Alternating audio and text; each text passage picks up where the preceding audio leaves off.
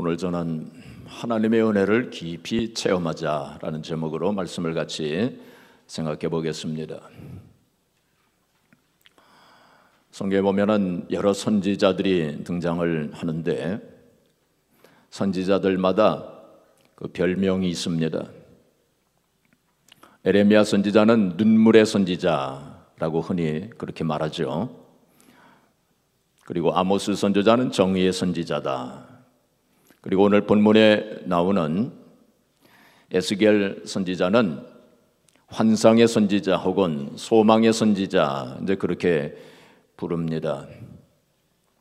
그 당시 이스라엘은 참으로 힘들고 어려운 시대적 상황 속에 있었습니다. 이스라엘은 바벨론에 의해서 그 나라가 망했습니다.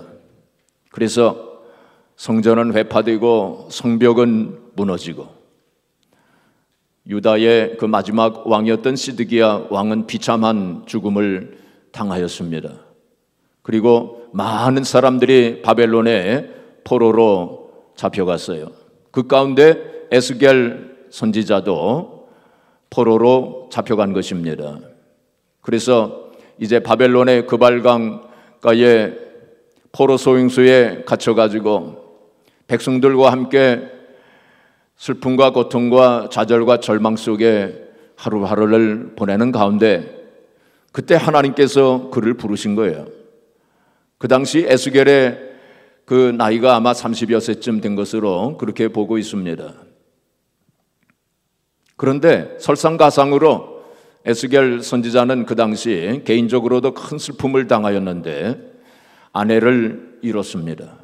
아내가 세상을 떠났어요. 그래서 안팎으로 참 고통과 슬픔과 좌절과 절망 속에 있을 때 하나님께서 그를 부르셔서 선지자로 세우시고 이스라엘 백성들에게 한숨과 고통이 있는 이스라엘 백성들에게 위로와 소망의 메시지를 전하라고 그렇게 사명을 주신 것입니다. 그래서 오늘 말씀이 하나님께서 에스겔 선지자에게 보내주신 오늘 이 말씀, 그 환상을 통해서 이스라엘 백성들에게 위로와 소망의 메시지를 전하고 있는 것입니다. 하나님께서 에스겔 선지자를 데리시고 성전으로 가셨습니다. 성전에 가서 보니까 성전 문지방 밑에서 물이 이렇게 흘러나오는 것을 보게 됩니다. 그래서 물이 흘러나오는 그 곳을 따라서 이렇게 가보니까 물이 점점 흘러가는데 하나님께서 에스겔 선지자를 데리시고 물 흐르는 곳으로 이제 가십니다. 하나님께서는 줄을 가지셨어요. 줄을 가지시고 에스겔을 데리시고 이제 물이 흘러가는 곳으로 가시는데 한 1,000척쯤 가시다가 1,000척은 한 500m쯤 되는 거리입니다. 한 500m쯤 가시다가 에스겔 선지자에게 물을 건너가라 하고 이렇게 말씀을 하십니다. 그래서 물을 건너니까 그 물이 발목쯤 이렇게 닿다고 했습니다. 그리고 또 한 500m쯤 더 밑으로 내려가서 또 물을 건너라 하니까 물이 이제는 무릎에까지 올라왔다 그랬습니다. 한 또 500m쯤 가시다가 물을 건너가라 하니까 이제는 허리에까지 물이 닿았어요.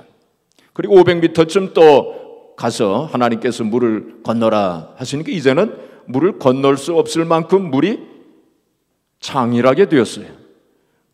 큰 강물, 바다 같은 강물이 되어진 것입니다. 그래서 헤엄을 쳐야만 하는 그러한 강물로 변하게 된 것입니다. 이런 환상을 통해서 하나님께서는 이제 이스라엘 백성들에게 위로와 소망의 메시지를 주시는 건데 그 강물이 가는 곳마다 모든 것이 다 살아나는 거예요. 모든 죽었던 것들이 다 소생하고 회복이 되어지는 것입니다. 그래 강물에 있었던 묻은 생물이 살아나고 물고기가 살아나고 많은 물고기들이 생겨나게 되고 그래서 어부가 고기를 잡게 되고 그리고 강 좌우편에 많은 그런 과실나무들이 잎이 청청하고 그리고 달마다 열매를 맺었다 그랬습니다. 달마다 열매를 맺어요. 특별한 나무 아닙니까? 달마다 열매를 맺어요. 그리고 그 잎사귀는 약 재료가 되었다 그랬어요. 그 강물이 어디까지 흘러갔느냐? 사막을 지나가지고 바다까지 흘러갔어요. 바다도 살렸어요. 이러한 환상을 통해서 하나님께서 암울하고 암담한 그 이스라엘의 그 현실, 그 상황 속에 다시 이제 하나님께서 소생시켜 주시고 회복시켜 주시겠다고 하시는 하나님의 메시지, 위로와 소망의 메시지를 이스라엘 백성들에게 에스겔 선지자를 통해서 주신 것입니다. 바로 여기서 물이라고 하는 것은 바로 생수의 강, 은혜의 강을 가리키는 것인데 그 물이 어디에서 나왔어요? 성전에서 나오지 않았습니까? 성전에서 나왔다고 하는 것은 영적으로 성전 되시는 예수 그리스도로부터 이러한 생수의 강, 은혜의 강이 흘러나온다고 하는 것을 말씀하시고 있는 것입니다. 예수님께서 요한복음 7장 37절 그리고 38절에 보시면 이런 말씀이 있습니다. 예수께서 명절 끝날 곧 큰 날에 예수께서 서서 외쳐 이르시되, 예수님께서 중요한 말씀을 하실 때는 서서서 말씀을 하셨어요. 예수님께서 서서 외쳐 이르시되 누구든지 목마른 자는 내게로 와서 마시라. 나를 믿는 자는 성경의 이름과 같이 그 배에서 생수의 강이 흘러나오리라. 할렐루야. 생수의 강이 흘러나오리라. 예수님을 믿는 자, 내게로 와서, 예수님께로 와서 예수님을 믿는 자에게는 그 배에서 생수의 강이 흘러나오리라. 그렇게 말씀하셨습니다. 예수님께서 생수의 근원 되심을 말씀하시고 있는 것입니다. 이 세상의 물은 우리의 갈증을 해소시켜 주지 못해요. 이 세상의 물은 오히려 바닷물과 같아서 먹으면 먹을수록 더 갈증을 느끼게 하는 것이 이 세상의 물입니다. 이 세상의 물질이라든지 권세나 명예 혹은 이 세상의 쾌락 등등 이러한 것들은 먹으면 먹을수록, 가지면 가질수록 더 먹고 싶고 더 가지고 싶고, 그래서 세상 사람들은 조금만 더 하면서 그렇게 갈증을 느끼면서 그렇게 살고 있지 않습니까? 그래서 이 세상의 물은 우리의 갈증을 해소시켜 주지 못해요. 오직 예수님께서 주시는 생수를 통해서 우리의 영원한 갈증이 해소되게 되는 것입니다. 그래서 예수님께서 그 수가성 우물가에서 예수님께서 그 여인에게 뭐라고 말씀하셨습니까? 이 물을 마시는 자마다 다시 목마르려니와 내가 주는 물을 먹는 자는 영원히 목마르지 아니하리라. 할렐루야. 예수님께서 주시는 이 생수, 이 생수를 마시는 자는 영원히 목마르지 아니하리라. 사랑하는 성도 여러분, 이 생수를 마시고 계셔요? 순간순간 예수님께서 주시는 이 영원히 목마르지 아니하는 생수를 지금 마시고 계십니까? 사랑하는 성도 여러분, 이제 금년 두 번째 주일인데 금년 한 해 동안 그리고 우리의 남은 인생 순간순간 예수님께서 주시는 영원히 목마르지 아니하는 이 생수를 마시면서 사시기를 주님의 이름으로 축복합니다. 오늘 환상 속에서 보게 되면 이 물이 점점점 더 깊어지지 않습니까? 그것은 무엇을 말씀하고 있습니까? 바로 우리가 은혜를 더 깊이 또 더 깊이 체험해야 될 것을 말씀하시고 있는 거예요. 그러니까 처음에는 발목까지 왔다 그랬어요. 이건 발목신앙입니다. 발목신앙이라고 하는 건 어떤 신앙입니까? 그냥 왔다 갔다 하는 신앙이에요. 교회만 그냥 왔다 갔다 하는 신앙, 깊은 은혜를 체험하지 못하고 교회 뜰만 왔다 갔다 하는 그러한 신앙, 그것을 말씀하고 있는 거예요.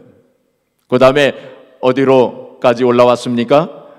무릎에까지 올라왔죠. 그건 어떤 신앙을 가리킵니까? 바로 무릎 꿇고 하나님 앞에 기도하는 그러한 신앙을 가리킵니다. 그러니까 기도의 능력을 체험한 거예요. 기도의 능력을 체험하고 기도하는 시간이 제일 즐겁고 제일 행복하고 기도의 재미를 체험한 신앙, 바로 그러한 은혜를 체험한 사람은 바로 발목신앙이에요. 발목신앙이 아니라 무릎신앙입니다. 그 다음에 세 번째는 어디까지 올라왔어요? 허리까지 올라왔어요. 허리는 뭘 가리키느냐 하면은 힘과 능력을 가리킵니다. 힘이 허리에서 나오는 겁니다. 그래서 바로 이 허리의 신앙을 가진 사람은 바로 하나님의 능력을 체험한 그러한 신앙을 가리킵니다. 우리가 신앙생활을 하다 보면 정말 하나님의 능력을 체험하게 됩니다. 또한 이 허리는 뭘 가리키냐면 봉사를 가리킵니다. 이 허리를 동이고 봉사하는 것, 예수님께서 허리를 동이시고 제자들의 발을 씻겨주신 것처럼 바로 봉사의 은혜를 받은 사람이에요. 하나님의 일을 하는 것이 즐겁고 남을 섬기는 것이 행복하고 바로 그런 은혜를 체험한 사람들은 허리의 신앙을 가진 사람이에요. 더 나아가서는 어떻게 됩니까? 이제는 큰 강물이 되어가지고 온몸이 다 잠기게 된 그러한 상태를 가리키지 않습니까? 그것은 무엇을 가리킵니까? 충만한 은혜를 받는 것을 말하는 거죠. 바로 성령으로 충만한 상태를 가리키는 것입니다. 하나님의 충만하신 사랑과 능력을 체험하는 단계, 바로 그 단계를 말씀하고 있는 거예요.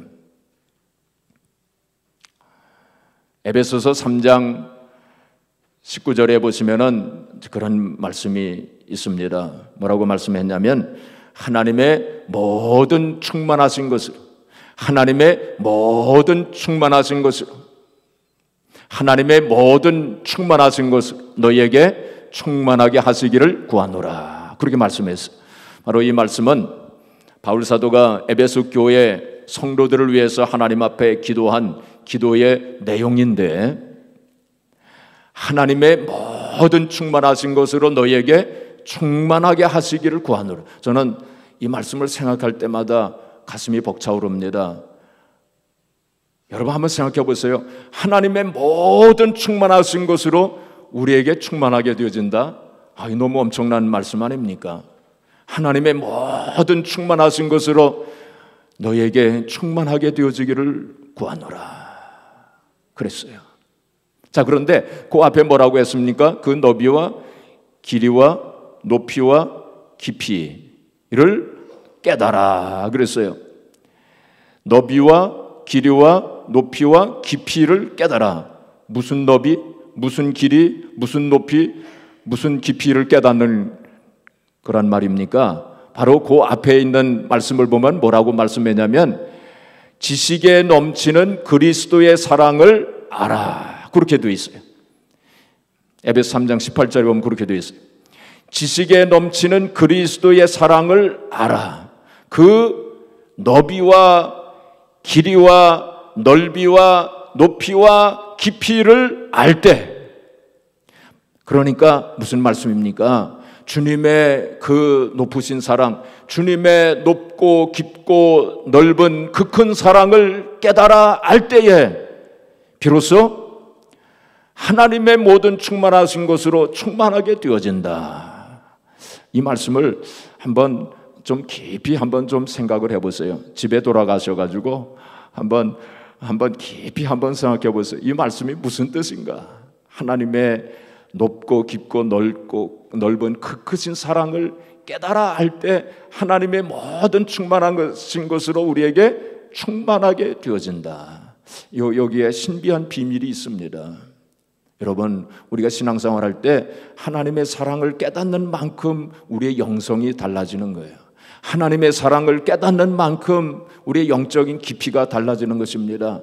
우리가 하나님의 사랑을 깨닫는 만큼 우리가 영적인 체험을 더 깊이 할 수 있다고 하는 그러한 말씀이에요. 그래서 오늘 이제 강물이 그렇게 깊어지는 것처럼 우리의 그 신앙의 깊이가, 영적인 체험이 조금씩 더 깊어져야 돼요. 그런데 어떤 사람들은 평생 발목신앙에 머물러 있는 분들도 있어요. 평생 신앙생활을 하는데 그냥 교회만 왔다 갔다 하시는 그런 분들도 있어요. 은혜의 깊은 체험을 하지 못하시는 그런 분들도 있어요.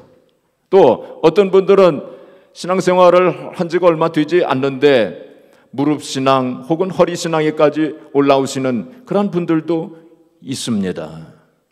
근데 또 어떤 분들은 퇴보하시는 분들도 있어요. 무릎신앙, 허리신앙에까지 올라왔다가 다시 발목신앙으로 내려가시는 그런 분들도 있을 수 있어요. 그런 분들은 되지 마시기를 바랍니다. 히브리서 10장 38절에 보시면은 뒤로 물러가는 자는 내 마음이 저를 기뻐하지 아니하리라. 하나님 그렇게 말씀하셨어요. 뒤로 물러가는 자, 퇴보하는 자는 하나님께서 기뻐하시지 아니하신다. 그렇게 말씀했어요. 우리의 신앙은 진보하는 신앙, 앞으로 전진하는 그러한 신앙이 되어져야 됩니다. 디모데전서 4장 15절에 아주 중요한 말씀이 있습니다. 디모데전서 4장 15절 우리 같이 봉독할까요? 시작. 이 모든 일에 전심전력하여 너의 성숙함을 모든 사람에게 나타나게 하라. 자, 새로운 번역은 너의 성숙함을 모든 사람에게 나타나게 하라 그렇게 말씀했는데, 사실 옛날 번역을 보게 되면, 옛날 개역 성경을 보게 되면 너의 진보를 모든 사람에게 나타나게 하라. 진보라고 그렇게 번역을 했는데 제가 볼 때는 그 옛날 번역이 더 좋은 것 같습니다. 영어 성경을 보면 뭐라고 되어 있냐면 advance라고 되어 있어요. 앞으로 나가는 거죠. advance. 그렇죠? 또 progress, 진보하는 것입니다. 발전해 나가는 거예요. 헬라 원문을 보게 되면 프로코페라고 하는 단어를 썼는데 그것은 똑바로 나아가다, 발전하다 그런 의미를 가지고 있습니다. 그렇기 때문에 진보라고 하는 그 번역이 더 좋은 번역인 것 같아요. 그래서 우리의 신앙생활에 있어서 퇴보하지 말고 진보하라. 모든 면에 있어서 진보를 나타내라. 아, 저 사람 많이 달라졌어. 저 사람 신앙생활 하든지 많이 달라졌어. 영적인 깊이가 많이 달라졌어. 좀 그렇게 되어야 한다는 것입니다. 금년 한 해 동안 우리가 신앙생활 하면서 그런 영적인 진보가 이루어지기를 주님의 이름으로 축복합니다. 그래서 발목신앙에서 무릎신앙으로, 무릎신앙에서 허리신앙으로, 허리신앙에서 이제는 헤엄을 치는 그런 정말로 충만한 상태, 하나님의 충만하신 은혜와 사랑을 경험하는 그러한 영적 체험을 우리가 가져야 돼. 또한 우리가 신앙생활 하면서 크리스찬으로서 우리의 생각이 바꿔지고 우리의 말도 바꿔지고 우리의 생활도 바꿔지고 그런 진보를 나타내야 돼. 어떤 사람이 갑자기 여행을 하게 돼가지고 이제 양복을 드라이 클리닝을 이제 해야 돼서 세탁소를 찾았답니다. 보니까 마침 1시간 드라이 클리닝이라고 이렇게 간판을 붙여놓은 세탁소를 발견했어요. 그 양복을 가지고 그 세탁소 안으로 들어가서 이거 1시간 만에 되지요? 그러니까 안 됩니다.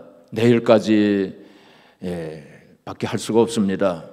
아니, 저 간판을 보니까 1시간 드라이 클리닝이라고 해놨는데 왜 안 됩니까? 그러니까 그건 우리 세탁소에 그냥 간판이 그럴 뿐입니다.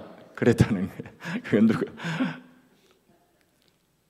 누가 만든 이야기겠지만은 그렇다면 그 세탁소 간판을 바꿔야죠. 그렇죠? 1시간 드라이 클리닝이라고 해놓고서는 1시간 안에 안 된다고 그러면 그 간판을 바꿔야 됩니다. 그렇죠? 마찬가지로 우리가 크리스찬이라고 하는 이름을 가지고 있는데 전혀 하나님의 은혜를 체험하지도 못하고 경험하지도 못한다면 그 이름 바꿔야 됩니다. 크리스찬이라고 하는 이름 바꿔야 돼요. 우리 크리스찬의 삶이라면 세상 사람들하고는 달라져야 할 거 아닙니까? 근데 그렇지 않다면 하나님을 부끄럽게 하게 되지 않겠습니까? 사랑하는 성도 여러분, 우리가 신앙생활을 하면서 우리가 하나님을 안다고 그럽니다. 그러나 하나님을 아는 것도 다 사람에 따라 그 정도의 차이가 있어요. 우리가 어떤 사람을 안다고 그럴 때 그 사람 아는 정도 다 차이가 있습니다. 우리가 이게 우체부를 알잖아요. 하루에 매일같이 와서 메일을 전달을 하니까 우체부를 이렇게 만납니다. 이게 거리에서 만날 때도 있고 집 앞에서 만날 때도 있고 하이 하면서 인사도 하고 그럽니다. 그래서 내가 저 우체부 알아. 그러지만 그 우체부에 대해서 우리가 뭘 압니까? 그렇죠? 이름도 잘 모르고요. 또 그 사람이 어디에 사는지 그 마음이 어떠한지 어떤 문제가 있는지 그거 잘 모르잖아요. 그래도 안다라고 그렇게 말합니다. 저는 한 달에 한 번씩 여기 근처에 이발소에 가는데 그 이발소에 가서 이발을 하는 동안 이렇게 이야기를 이제 합니다. 그래서 제가 이발하는 그분을 알아요. 그래서 그분이 그리스 사람이고 또 그 사람이 음악을 좋아해요. 그 음악을 좋아해서 여러 악기를 다루기도 하고 그거 제가 압니다. 그리고 그리스 종교인이에요. 그리스 오르토독스 사람입니다. 근데 교회는 별로 잘 안 나가는 사람이에요. 또 손주들이 있어서 손자 손녀들에 대해서도 제가 압니다. 자, 그렇게 알지만은 그 사람의 그 속 사정 그건 제가 잘 몰라요.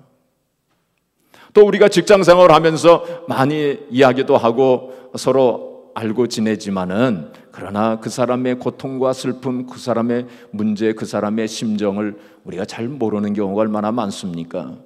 부모와 자녀 간에 우리가 살면서 많은 대화를 나누고 그러면서 부모와 자녀 간에 우리가 많이 알지 않습니까? 다른 사람들보다는 많이 알게 돼요. 그러나 우리가 남편과 아내 평생 같이 살게 되면 그 사람의 슬픔과 고통에 대해서 알게 되고 그 사람이 뭘 좋아하는지 그 사람이 뭘 싫어하는지 그 사람의 꿈이 뭔지 그런 거 우리가 속속들이 다 알지 않습니까? 그러니까 어떤 사람을 안다고 하는 거 그게 다 정도의 차이가 있는 거예요. 마찬가지로 우리가 하나님을 안다라고 다들 말하지만은 그 아는 정도가 전부 다른 거예요. 정말로 그 하나님의 심정을 우리가 얼마나 아느냐? 정말로 하나님의 그 사랑과 하나님의 능력을 우리가 얼마나 체험했느냐? 사람마다 다 다른 것입니다. 우리가 여기 함께 모여서 예배를 드리지만은 영적인 체험이라든지 하나님을 아는 정도, 하나님의 그 심정, 하나님의 사랑 그거 전부 달라요. 그렇기 때문에 우리가 어떤 경우에는 다른 사람의 신앙을 함부로 우리가 판단해서는 안 됩니다. 저 사람 신앙생활 하는 거 너무 유별나게 해. 유난스럽게 뭐 그렇게까지 신앙생활을 해. 이렇게 우리가 생각할 수 있지만은 함부로 판단해서는 안 됩니다. 우리가 고린도전서 2장 14절에 보시면 뭐라고 말씀했냐면은 육신에 속한 자들은 성령의 일을 받지 아니하나니 저에게는 미련하게 보이며 또한 깨닫지도 못하나니 이는 영적으로라야 분변함이니라 그렇게 말씀을 했어요. 육신에 속한 자들은 아직 하나님의 깊은 은혜를 체험하지 못한 사람들은 성령의 일, 영적으로 깊은 은혜를 체험한 사람들의 일을 깨닫지 못한다는 거예요. 그게 그 사람들 보기에는 미련하게 보인다는 것입니다. 그런데 바로 그 밑에 뭐라고 말씀했냐면 신령한 자는 모든 것을 판단하나 자기는 아무에게도 판단을 받지 아니하느니라 그렇게 말씀을 했어요. 성경 말씀입니다. 제가 드리는 말씀이 아니라 신령한 자, 하나님의 은혜를 깊이 체험한 자는 모든 것을 판단할 수 있다는 거예요. 아직 은혜를 체험하지 못한 사람들의 그 모든 삶의 상황을 다 안다는 거예요. 우리가 다 경험해 봤으니까. 그러나 그는 아무에게도 판단을 받지 아니한다고 그랬어요. 그건 무슨 뜻입니까? 바로 아직 영적인 은혜를 체험하지 못한 사람들은 그 세계를 모른다는 거예요. 하나님의 깊은 은혜를 체험한 사람들의 그 세계를 아직 알지 못한다는 것입니다. 4차원에 살고 있는 사람들은 3차원에 살고 있는 사람들 세계를 다 압니다. 다 판단할 수 있어요. 그러나 3차원에 살고 있는 사람들은 4차원에 살고 있는 사람들을 전혀 모릅니다. 이해할 수가 없다는 거예요.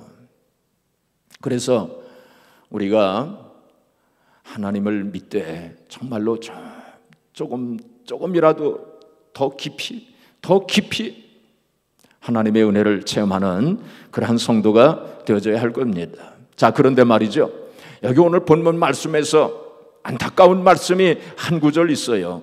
자, 11절 말씀 우리 한번 같이 보겠습니다. 자, 11절 말씀 같이 봉독해 볼까요? 시작. 그 진펄과 개펄은 되살아나지 못하고 소금 땅이 될 것이며.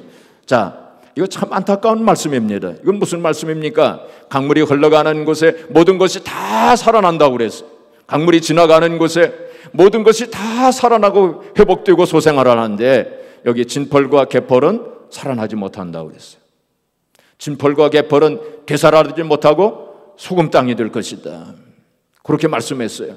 그래서 제가 어제 설교 준비를 하면서 이 진펄과 개펄이 뭐냐, 왜 어떤 사람, 대부분 모든 사람들은 다 살아나는데 왜 진펄과 개펄은 살아나지 못하는가? 왜 소생함을 입지 못하고 하나님의 은혜를 경험하지 못할까? 제가 좀 의문을 가지고 여러 주석책을 참고하면서 제가 살펴봤어요. 이 진펄과 개펄이 영적으로는 어떤 의미를 가지고 있는가? 그래서 제가 이렇게 쭉 살펴보니까 영어 성경에는 swamp라고 이렇게 되어 있더라고요. 스왑프라는 거 아시죠? 이 구덩이입니다. 스왑프. 그 다음에 marsh라고 그렇게 되어 있어요. 그래서 여러 이제 주석책을 참고한 가운데 보니까 우리말 번역이 조금 애매하게 되어져 있습니다. 그래서 정확한 번역은 어떻게 했냐면 진흙수렁 혹은 물웅덩이, 이렇게 번역이 되어져야 돼요. 진펄과 개펄 하니까 이게 좀 감이 좀 잘 안 잡혀요. 이게 물웅덩이라고 보면 좋겠습니다. 물웅덩이와 같은 사람은 소생함을 입지 못하고 회복함을 입지 못하겠다, 소금이 돼가지고 결국에는 하나님의 은혜를 받지 못하는 것이다, 그렇게 말씀하고 있는 거예요. 물웅덩이, 이것은 바로 뭡니까? 자기 스스로 웅덩이를 판 거예요. 그래가지고 하나님의 그 은혜의 강물이 거기 흘러가지 못한다는 거예요. 거기에다가 자기 스스로 웅덩이를 파가지고 거기다 담을 쌓는 것처럼 해가지고 그 생수가 거기 흘러가지 못하도록 그 생수를 받아들이지 못하는 것입니다. 하나님의 은혜를 거부하는 것입니다. 하나님의 능력을 거부하는 것입니다. 늘 의심하면서 하나님의 말씀을 겸손한 마음으로 그대로 받아들여야 될 터인데, 하나님께서 주시는 은혜를 겸손한 마음으로 받아들여야 될 터인데 그걸 받아들이지 아니하고 늘 의심하고 비판하고 판단하면서 그러한 심령은 물웅덩이처럼 돼가지고 이 하나님의 은혜의 강물, 생수의 그 강물을 받아들이지 못하게 된다고 그렇게 말씀하시고 있는 거예요. 에레미야서 2장 13절에 보시면 하나님께서 한탄하시는 말씀이 있습니다. 하나님께서 뭐라고 한탄하시냐면 내 백성이 두 가지 악을 행하였노라, 두 가지 악을 행하였노라, 그렇게 말씀하시면서 한 가지는 생수의 근원되는 나를 버린 것. 하나님은 생수의 근원 되시는 분 아닙니까? 생수의 근원 되시는 하나님을 버린 것과 두 번째는 자기 스스로 웅덩이를 파가지고 자기 스스로 웅덩이를 팠는데 그 웅덩이는 터진 웅덩이라고 그랬어요. 그 웅덩이는 무슨 웅덩이입니까? 자기의 생각 속에 잠겨서 자기의 생각과 선입견 혹은 자기의 경험을 앞세우고 하나님의 말씀, 하나님의 은혜를 겸허한 마음으로, 겸손한 마음으로 받아들이지 아니하고 자기 생각을 앞세우고 자기 고집을 앞세우고 선입견을 앞세우고 그러면서 하나님 말씀을 재단하고 하나님의 은혜를 거부함으로 말미암아 터진 웅덩이가 되고, 그래서 하나님의 은혜를 경험하지 못하는 그런 사람들을 가리키고 있는 것입니다. 사랑하는 성도 여러분, 우리는 이 세상에 살면서 또 신앙생활을 하면서 무엇보다도 하나님의 은혜를 간구해야 돼요. 하나님의 은혜가 탑 프라이어리티가 되어져야 돼요. 가장 이 세상이 그 어떤 것보다도 먼저 하나님의 은혜를 간구하시는 여러분들이 되시기를 주의 이름으로 축복합니다. 하나님의 은혜 없이는 살 수가 없어요. 사실 예루살렘에는 강이 없어요. 강이 없습니다. 그렇죠? 이 세상의 모든 문명은 다 강을 중심으로 해서 이루어지지 않습니까? 그런데 예루살렘에는 고원지대이기 때문에 강이 없어요. 하나님께서 그러한 데에다가 예루살렘을 세우신 거예요. 그건 무슨 뜻입니까? 바로 하나님께서 주시는 은혜의 강물을 통해서만, 그걸 통해서만 살도록, 하나님의 은혜로만 살도록 하나님께서 그렇게 만드신 거예요. 그래서 오직 나의 의인은 믿음으로 말미암아 살리라, 그렇게 말씀하신 거예요. 그래서 우리가 신앙생활 하면서 가장 먼저 구해야 되는 건 하나님의 은혜예요. 하나님의 은혜를 간구하고 하나님의 은혜를 더 깊이 체험하는 그런 신앙생활을 우리가 해야 됩니다. 마지막으로 한 가지 이야기만 하고 마치겠습니다. 옛날 제1차 세계대전 후에 활동했던 여자 가수가 있었어요. 필라델피아에서 활동을 했는데, 이 사람이 20세기 최고의 성악가로 불려진 사람입니다. 흑인 여자예요. 제가 이름은 나중에 말씀을 드릴게요. 누군가 한번 생각을 해보세요. 근데 이 여자는 음악적 재능이 있었지만은 그러나 가난했어요. 아주 가난한 집에서 살았습니다. 그래서 음악 교육을 받을 수가 없었어요. 그래서 교회에서, 그 흑인 교회에서 흑인 교인들이 얼마씩 모금을 했어요. 돈을 모아가지고 그 여자에게 음악 교육을 받으라고 했어요. 그 음악 교육을 받았습니다. 자, 그런데 그 흑인 여자라고 아주 그 차별을 많이 받았어요. 정말로 슬픔과 고통, 좌절과 절망이 많았어요.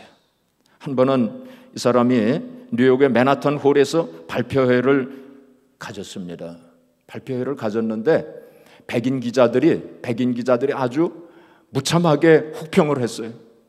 그래가지고 이 사람이 좌절과 시리에 빠졌어요. 이제는 모든 걸 다 포기해야 되겠다 하고 이렇게 생각을 했어요. 그때 그 어머니가 등장합니다. 이 사람이, 그 어머니가 참 훌륭한 사람이에요. 그 어머니가 그 딸에게 와가지고 얘야 너 실패한 거 그거는 조금만 생각해라. 조금만, a little bit, 조금만 생각해라. 그리고 기도는 a lot, 기도는 많이 해라. 그렇게 얘기를 해줘요. 네가 실패한 거는 조금만 생각하고 너는 기도는 많이 해라. 그렇게 얘기를 합니다. 그러면서 아주 유명한 말을 해요. 뭐라고 얘기하냐면은 하나님의 은혜는 위대함보다 먼저 와야 된다는 것을 배워라. 그렇게 얘기해요. 영어로 말하면 이렇게 얘기합니다. You must learn that grace comes before greatness. 이렇게 얘기합니다. 그러니까 위대함보다 하나님의 은혜가 먼저 와야 된다는 사실을 네가 배워야 된다. 그렇게 얘기를 해요. 제가 어제 설교 준비하면서 너무 감동을 받았어요. 이 말은 정말 어떤 신학자보다도 더 위대한 말을 한 거 아닙니까? 그 어머니가 참 훌륭한 사람이었어요. 이 어머니도 어디에서 이제 들었겠지만은 하여튼 하나님의 은혜가 그 어떤 위대함보다도 먼저 와야 된다. 그걸 말해줬어요. 그래가지고 그 딸이 그걸 깨닫고 하나님 앞에 많이 기도합니다. 기도하고 하나님의 은혜를 간구해요. 그래가지고 아주 훌륭한 성악가가 됐는데, 이 사람 좀 짐작하시는 분들이 있으시죠? 마리안 앤더슨이라고 하는 여자 가수예요. 그래서 제가 어제 설교 준비하면서 인터넷에서 이분의 노래를 들어봤어요. 그땐 천상의 목소리를 가지고 있더라고요. 근데 마침 제가 들은 노래가 Deep River라고 하는 노래였어요. 오늘 설교 제목하고 또 맞지 않습니까? 깊은 강. 참 그 깊은 강과 같은 그런 은혜를 체험한 그런 목소리가 나오더라고요. 한번 가서 들어보시기를 바랍니다. 사랑하는 성도 여러분, 우리가 이 세상에 살면서 그 무엇보다도 하나님의 은혜를 간구하면서 그렇게 사시기를 주의 이름으로 축복합니다. 이제 우리 금년 새해를 이제 시작을 하면서 강물이 흘러가는 곳에 모든 것이 다 살아나지 않았습니까? 그 물고기도 살아나고 강 좌우편에 나무들이 살아나고 열매가 맺어지고 그 잎사귀는 약재료가 되어지고, 사랑하는 성도 여러분, 늘 하나님의 은혜를 간구하고 하나님의 은혜를 깊이 더 깊이 체험함으로 말미암아 우리의 심령이 소생하고 또 우리의 삶이 바꾸어지고 소생하고 우리 교회가 소생하고 힘을 얻고 또한 치료의 역사, 우리 영과 혼과 육이 치료되어지고 바꾸어지고 변화되어지고 그래서 많은 열매를 맺어서 하나님 앞에 영광 돌리시는 저와 여러분들이 되어지기를 주님의 이름으로 축복합니다.